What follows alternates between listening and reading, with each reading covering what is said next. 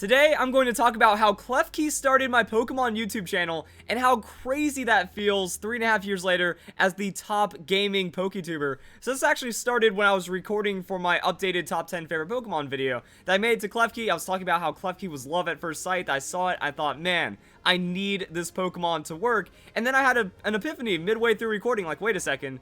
Klefki is the reason why I started making Pokemon videos, and I could have just kind of rambled on and dragged out the video for a very long time, and I realized I could have done that for a lot of Pokemon. So what I want to do is I want to do separate story times. So this is about how Klefki kind of started it all, and it's really crazy to kind of think about everything, that this was October 16th. Why I decided to do Keyring OP, and Pokemon X and Y had already been out for a few days back then, and it wasn't too late. That now if you're like less than 0 days onto new Pokemon content, it's already too late and no one's gonna watch your video. Like the competition back then was nearly not as crazy, and I started like pulling up all the analytic data. I was looking at the video, I was doing like all kinds of crazy stuff like that. And yeah, you can see like I was a very small channel back then. I got 73 views on the first day, and then after that it started blowing up. And these views back then were absolutely unbelievable, and this is how my YouTube channel started. That I was just doing the strategy guides for all the new Pokemon.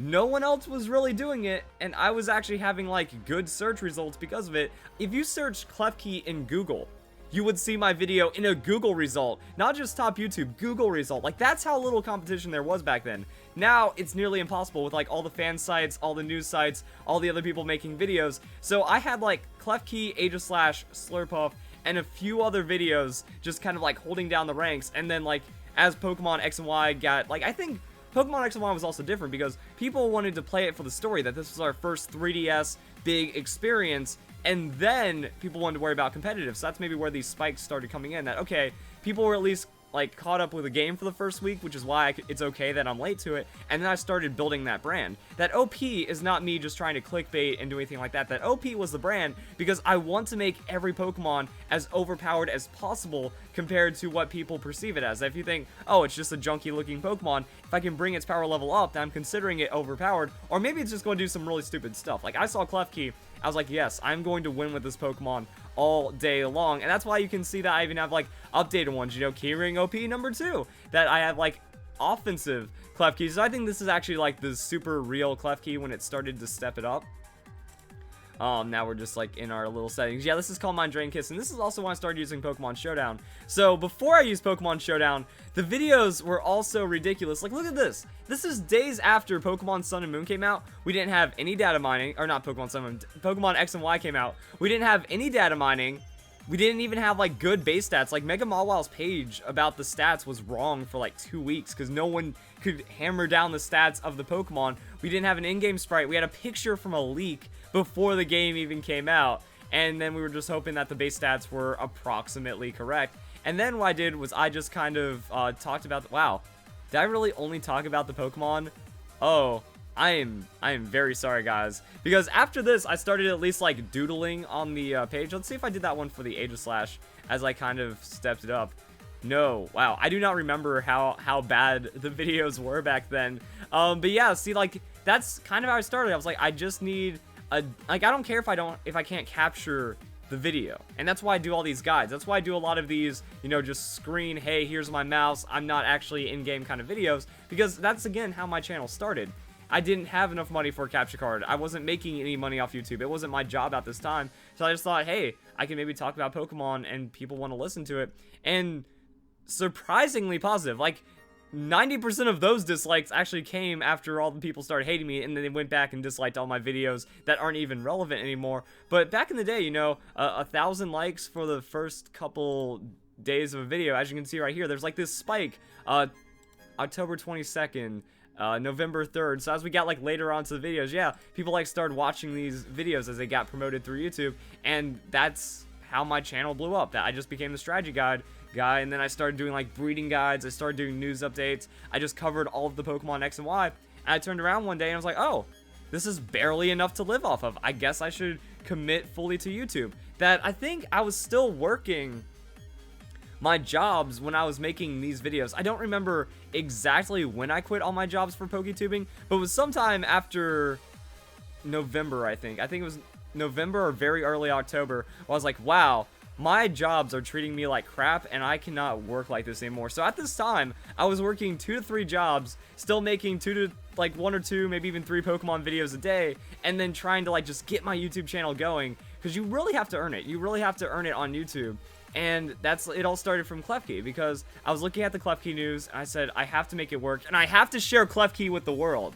So that's where also my battle philosophy came through, is that I wanted the Pokemon to work so much. I was like, wait a second, I know how to play Pokemon. I've been playing Pokemon since the beginning, but I've been competitive since early Generation 4. I have years of competitive experience. I have my undefeated Dunsparce strategy. People are going to love hearing about my minimized Drifblim, right, guys? You know, I was also so naive back then. I didn't realize that the community is filled with all these hateful cheaters as well, which was super upsetting. But back then, it wasn't as much of a problem. That it's gotten worse and worse over the years, which is the actual upsetting part. But yeah, I'm like going through these videos, and I could say anything, and it was still overwhelmingly positive. Like, these guides probably don't hold up as well now. So I went and watched the video, and yeah, I don't think that this is like a 100,000 view worthy video. It's honestly pretty bad, but it kind of shows that over the years, everyone's gotten better at battling. Like, at the beginning of X and Y compared to now, the average player is immensely better. And then I can say that YouTube very greatly helped me with like understanding competitive Pokemon more, making sure I knew like all the ins and outs, because I knew a lot. Then X and Y kind of mixed that up, and then I had to make sure I knew everything, because once you start opening to thousands, tens of thousands, millions of people that are watching your videos, the knowledge starts to expand to where you're learning. That's why I really like Fan Fridays. That if I'm having hundreds of thousands of people follow my channel, I'm getting all these views, I'm going to get that stray person that was like me. That I feel that I am the same high school average kid that you play Pokemon with right now. If you're in high school, or if you're in college, or whatever school you're going, or whatever friend circle you have, I'm just an average person. I don't think YouTube or all these views or the size of my channel changes anything about my thoughts on Pokemon. That I just thought, hey, I Pokemon good, let me make video, I like Klefki, oh crap, this is actually blowing up now, and I have to be even more serious about it.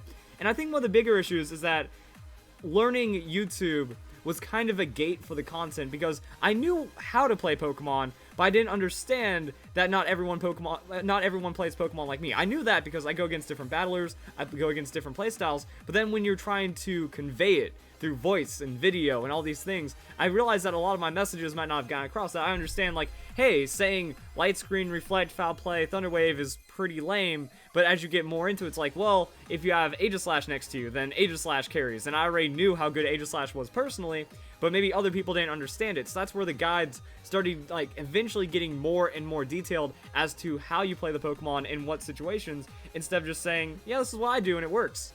So that's kind of a nice little evolution right there. And then we also have a Keyring 2.0 right here. So this was actually pretty interesting, because I had my capture card by this point, offensive Klefki special, and then I made the guide. So I was testing out things, and I'd find out it works, I'd make a guide about it, because it's super exciting. And that was also a really fun part. Also, good, it's muted. But yeah, this was pretty interesting, because Togekiss took out Gengar, and then Greninja comes in, and then I set up Calm Minds against the Greninja. I have the Iron Defense, so I survive the Infernape, and then I trash it on a Draining Kiss. Like, the things you could do, and like the new ways to open up like sweeps and all this stuff in the Pokemon community was pretty crazy. So while I do think that the Klefki video got too many views, I think this got too little views. Like, you look at some of the things that happened back then, it's like, yeah, I think more people should have figured out or found out about the strategy and then helped spread it. And then that just goes back to YouTube. Like, I think this has kind of gone all over the place, like this whole video, but it kind of shows where my mind is about what happened, and also how to get into YouTube. So if you want YouTube advice, I always say you should have started yesterday. That is the best advice I can give, because you will suck, you will have no idea what you're doing, and your content is going to be bad. That's just the truth of it. And eventually you're going to learn how to get better at, you know, getting your thoughts across, getting your points across, understanding how you sound. Because somehow I've gone through like reverse puberty, it feels, but like, you know, not in a I'm a kid, I'm 13 kind of way, but like my voice has actually gone up in pitch. And that's just from broadcasting it, from projecting my voice and trying to make it a lot more clear, because I was comfortable with who I was 3-4 years ago. I knew I had the deep monotone voice, and I'm just going to talk like this forever, and I don't know how to properly breathe, or I don't know how to do anything while recording. So I'm just like, like, you can just listen to it, and unfortunately it's probably not going to come across, like, the music is probably going to drown it out, but like anyone that's heard I've been doing a lot of any of my older meta-analysis videos, because I just love the Pokemon metagame, and I love making it so... yeah, hopefully you heard something like that, or you can just go back and watch some of the older videos. That was kind of like how it was back then, is that I thought I needed to project my voice and to bring the hype, but the thing is my vocal levels weren't there yet. That if I tried, it just sounded like I had a monotone voice and I was trying to yell, but it really wasn't working out. Now I have like a better range. I still don't have like any good voice acting skills or any kind of range, but I know how to get my voice out there and how to be somewhat clear, even though I still like have, you know, I still don't enunciate well, and I don't have like and I still like don't have a great vocabulary, and I repeat myself. I know my verbal tics, and I really can't do anything about it because after talking for 3 years and doing the same things over and over, it's kind of stuck that way, which is a little unfortunate, but at least the overall vocal quality is better. I was using a Blue Yeti mic back then, so it wasn't that I got like a new microphone and new gear and that's what made me better. It was just I made myself better by eventually talking better and getting better about it. I mean, this vocal style persisted for like over a year and a half. Like, it was about a little after Omega Ruby F Sapphire when I just like stopped trying to force it, and then something developed right there. And I mean, I'm not speaking of proper vocalness, but I'm in my 20s. You know, I was in my 20s this entire time, so it's like, yeah, it wasn't like I had any change physically, I'd imagine. It was just, it happened because vocal training is a very powerful tool. Like, this is how singers, you know, that are even older or even well voiced, like if they have a good voice to begin with, they still get vocal training, or you can vocal train to become better at all kinds of things like voice acting, acting in general, music. So I just kind of did that for myself, and it appeared to have worked out pretty well. And then I started adding, like, you know, other things. Where's my Sylveon guide? Here we go. We have Fabulous Eevee OP. So the Fabulous Eevee guide, yeah, this is when I tried to, like, get my points across. So much better content. And then I found out about Pokemon Showdown, and then it got even much more better than that. So I think this was actually pretty cool that I kind of showed the ideas, and you could see it on screen where my mind was going. That you could either go for some kind of like tanky leftover set, or you can go for offensive set, color-coded for items and movesets and stuff, and then just kind of showing like coverage on the Sylveon. I like the Psych Up because Psych Up strats, that's where my Dunsparce strat came into play. That's where all these other strats came into play. So like Calm Mind, Draining Kiss, going off of what I learned from the Klefki set, or actually no, this was way before Klefki. Klefki was like January, so that's October. I didn't really deal with hitting power too much because I knew that was mostly going to be like hacked and whatnot. But yeah, like I had green for the tank set and blue for that set. So that actually looks pretty nice. And I talk about the Pokemon for a while, and I talk about the Pokemon for a while. So not as dynamic, but at least kind of giving an idea. And this one got less views than the Klefki video, but still kind of showing, yeah, the progression of my channel went pretty well with that. Then I upgraded it to the How to Use series, where this is like the current format. And I really like the current format, except I've started to add on damage calculations and whatnot, just show you guys these situations in which the Pokemon succeeds and fails. I think that also really helps. So getting the points across in different ways, learning more about the game, learning more about the movesets. Like X and Y was rough because, like I said, we didn't have even full movesets, we didn't have full stats of the Pokemon. No one really knew what they were doing back then. But then as we get into Pokemon Sun and Moon, like everyone knew the Pokemon Sun and Moon meta weeks before the Pokemon Sun and Moon came out. So it was pretty ridiculous. And then the data mine, like, even snowballed it even further. So you can kind of get away with like the poor quality and stuff, and then it just kind of shows how much YouTube itself has upgraded. Like that channel, the Verlisify of 3.5 years ago, would totally get buried under like what the quality and the guides and what people are doing now. But also, would channels exist right now? Because it seems like a lot of people kind of caught on to the guide hype and then started doing guides either in spite of my success or to ride off of my success. So it's kind of crazy like what has shaped the Pokemon community. And it all started with Klefki. So there you go, guys. History of my channel, a little bit of YouTube advice, and then just the long story behind Klefki. I saw it, I loved it, and then I realized it's exactly what I need for the channel. Every Pokemon has potential, and then you can just ruin your opponent's day by having just awesome luck and a lot of fun. So if you guys enjoyed the video, hope you all have a nice day. Thank you very much for watching.